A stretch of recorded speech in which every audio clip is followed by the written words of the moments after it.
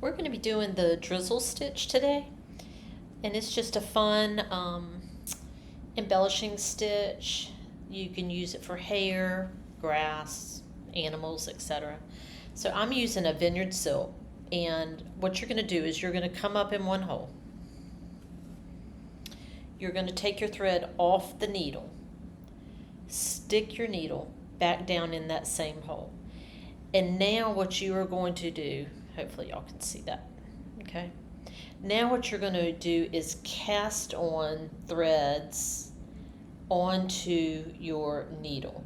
You want to make sure that you do not pull these too tight because your needle and thread has got to get through the center of these cast-ons.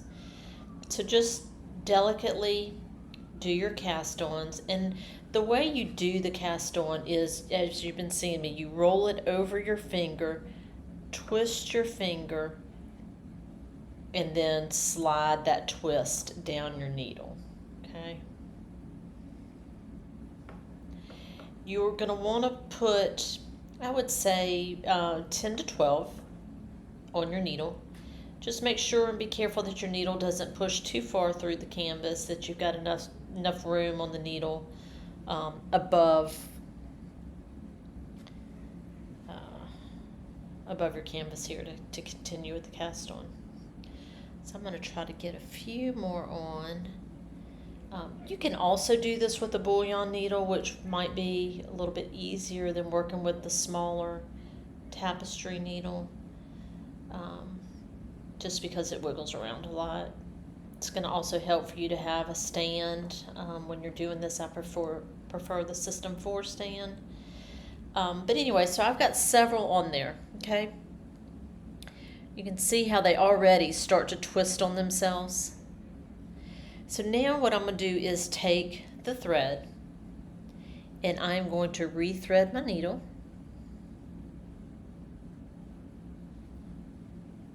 Okay. And now I'm going to take that through all of these cast-ons, okay? So as you can see, I am now pulling that thread through, keeping it so it doesn't get twisted on itself. Pull it through, and then it will create this little twisted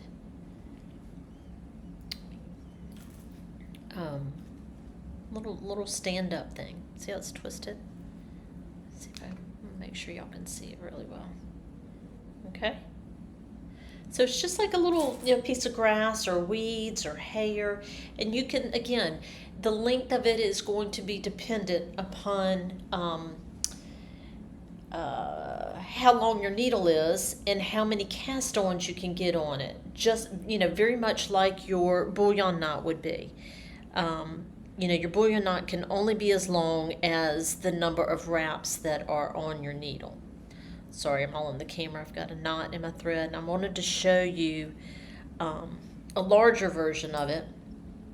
So I'm now pulling it up. I'm going to switch needles and go to my bullion needle. And if you haven't watched the bullion video, I'll show you again. But this is the bullion needle. It's a little bit fatter.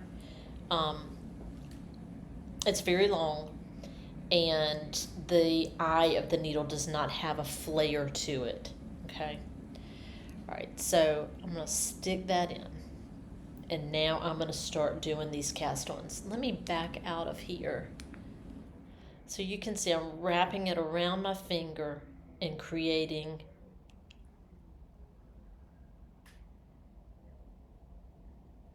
a cast-on. So that's 2, 3,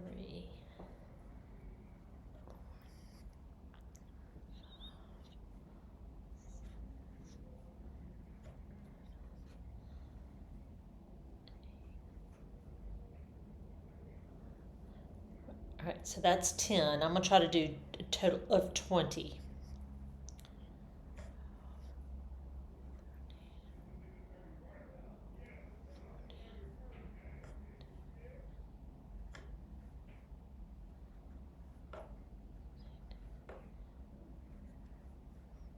All right, so there's 20. All right, so now I'm going to thread the needle.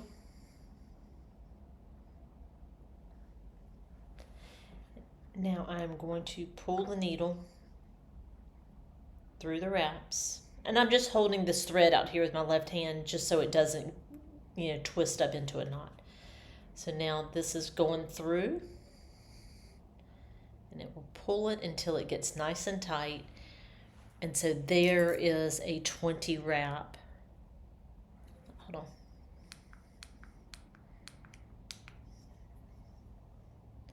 So it's almost like a little corkscrew. And so you could lay it down and tack it, but the cool thing is if you just cluster these together, it just creates this little three-dimensional corkscrew. Okay? And so that's the drizzle stitch.